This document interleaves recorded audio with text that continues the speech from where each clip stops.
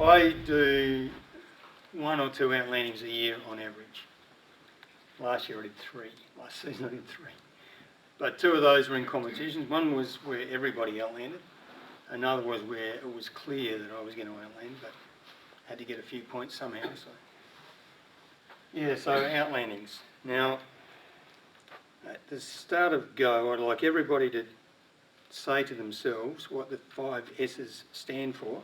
You've got 5 seconds. Go. Slope. No, to yourselves. To yourselves. That's it? Did everybody get the words for the 5 S's? Yep. I'll bet you 75% didn't. Okay, so you're in good company. What you do need to do is know off the top of your head what the 5 S's stand for.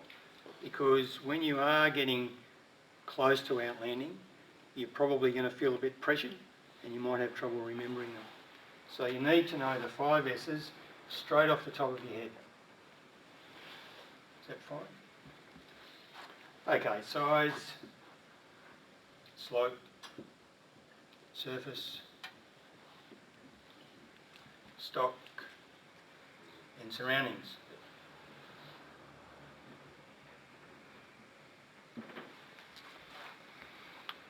Okay, what size do we need? 600? No. Larger man. Big enough for the tug to tow you out again. For an aerotow retrieve you need 600 metres minimum, and you need more if the ground is unsuitable or if it's uphill or whatever, or if there's obstacles at the end. So for a retrieve you need 600 metres, but for an outlanding, what do you think you need? 200? Someone said 200, yeah, you could probably land in 200. I thought you're supposed to plan for 3, but if you're really stuck, you'd get to the lot. Well, you can't tell how long it is anyway, can you, when you look at it? You can't say, oh, that's only 280, I can't land in it. So you can't really tell. But you need to have a good idea of the length that you need to land in, taking into account whether it's uphill or downhill, whether there's obstacles over the approach that you have to clear, and so on. So the best way to understand what size you need is to practice when you're at the airfield. So say, okay, I reckon I can land in that length there between those 2 markers on the runway, and then go ahead and do it. See if you can do it. Because if you can judge it on the airfield, you've got a better chance of judging it in the paddock. So practice it. Work out how long it is. Land and measure it, whatever. And the wind, of course, comes into play significantly. Okay, the slope. How do you know if the slope's okay? If you can't see the slope visually, it's too steep. If you can see it, it's quite steep because you can't see it very well. So what other mechanisms are there for getting an idea of the slope? Water creek lines and water courses. Yeah, water, so that's creeks and contours. Where the dam is. Yeah, dams. So all those things associated with water give you an idea of what the slope might be and which direction the slope is. What are we looking for on the surface? Big rocks. Yeah, rocks. You can only see big ones. Rocks. Which way it's ploughed? Which way it's ploughed? Plough direction, yeah. Drainage. Star pickets. Crops. Crops. Can't shoot them on the ground. Access roads to the power lines. Deviations to the Yeah, power lines. roads. Yeah, power lines will come into surroundings, but yeah, there could be power lines. Yep. Okay, so all those things affect the surface, which means if the surface is unsuitable and you land on it, you're going to do some damage. In a lot of cases, colour as well comes into surface. Yeah, the colour might give you a clue as to It'll what. tell you what's in that paddock. Yeah, good idea. So a good clue is, it's not actually the surface, but it's a good clue as to what the surface might be. Vehicle tracks. Now, We have roads? Old fencing, that sort of dilapidated fencing. Roads. Yeah, old fences, fence posts. You can't see why, but you can see posts. Okay, so you need to be aware of what the surface is, and there might be this area of the paddock that's suitable, this area that's not suitable. So you know you've got to land in that area that's suitable. Stock. Okay, what's good stock? Sheep. No stock. Sheep are the least bad, aren't they? So sheep, because they're not going to come and chew your glider. Definitely not a single cow because it's not a cow. Sheep are okay, so long as you don't run into them. But other types of stock are probably not okay. Horses, cattle. One bull. So sheep may be okay if they're in an area that's out of the way, but anything else really is probably a problem. Quite often can't see them because they're hiding under the trees. They wander out after you land. The cows are very inquisitive. And the cows like to use your turbulator tape to scratch their back, I found out. Okay, well you don't want to run into them, but also after you've landed they could become a problem. And surroundings, okay, there's a few things on surroundings. What are the key issues with surroundings? Wires.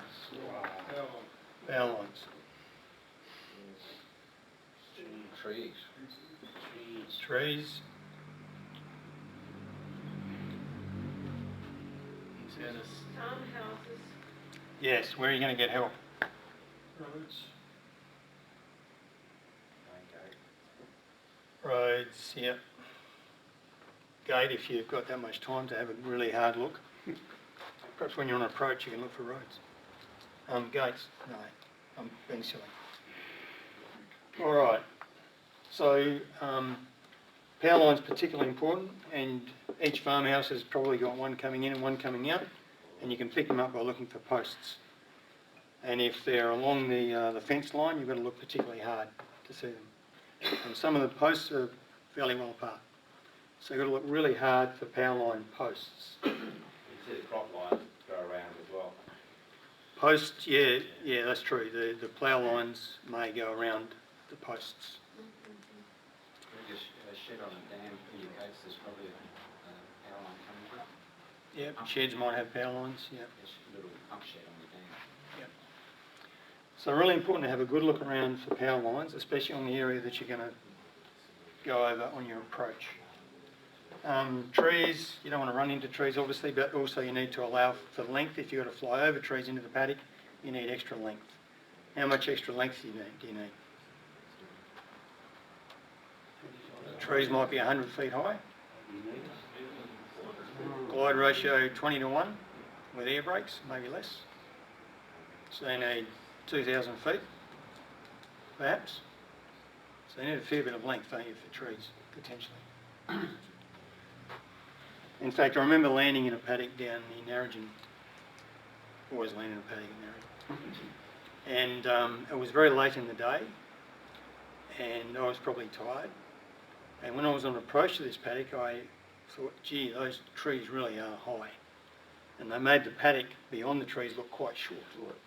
I even thought of landing in the next paddock. I thought, no, don't change your plans at the last minute, bad news. Anyway, I went over the trees a bit slower than usual, and probably, I don't know, 40, 45, well, 45 knots it would have been. So I slowed down a little bit, and then as soon as I got over the trees, I put the nose down and opened the air brakes right up. And as I went into the paddock, I touched down as soon as I could and sort of zigzagged down the paddock. Pulled up with plenty of space as it happens, but you need to have in mind what techniques you could perhaps use for landing over trees. In fact, Norm, I know they do a course for overseas for pilots going in the national team, especially in Europe where there might be some small paddocks. These days they give you practice at landing in a small paddock and flying over trees. Yeah, I did do that. And that's the technique they use, unbeknown to me at this stage. They slow right down over the trees and then full air brake and nose down. Fences. wind shear is an Mm. important factor, and if you don't also need it. Yes, that's right. So you need to be careful. Okay, surroundings. Oh, the other thing is, of course, wind, isn't it?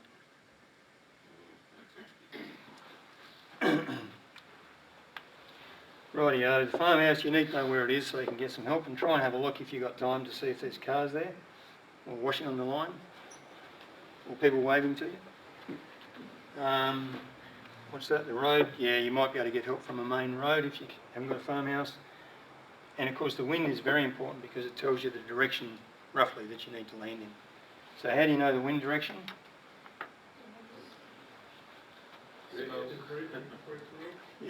Ripples on the land. Yeah, thermal drift, Light drift over the ground. dams,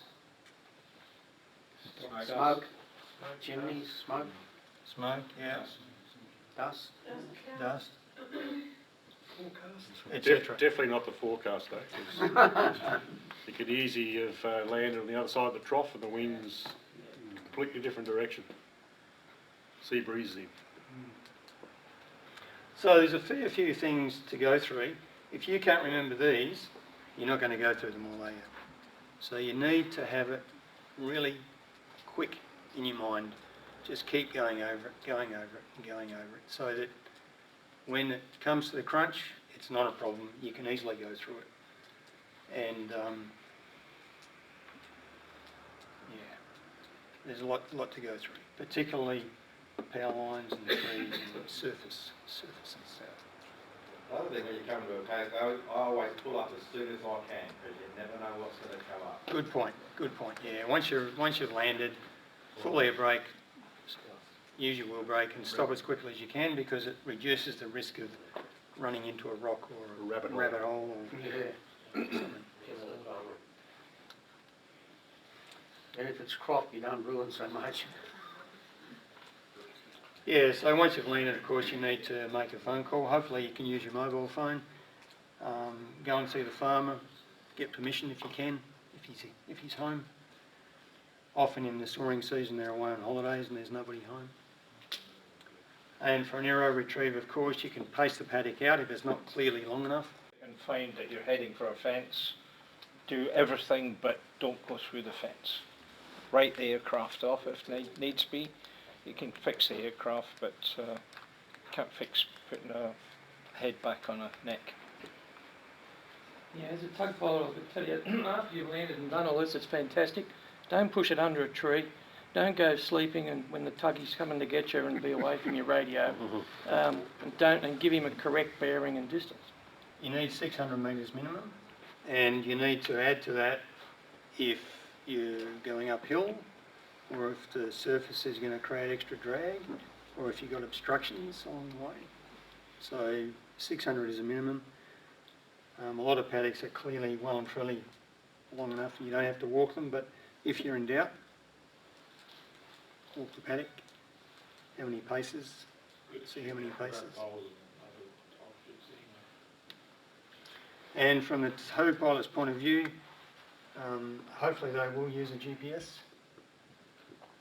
You can give them a distance and bearing, assuming the distance is the actual distance. I usually point the wire in the wind, in the paddock, away from the paddock. Yep. All right. Does everyone know how to ground loop if they have to? Like if you're going to hit something. So stick forward, full rudder, and put the wing down. So same wing down as, so right rudder, right wing down, and then you go through the fence tail first and you won't get hurt.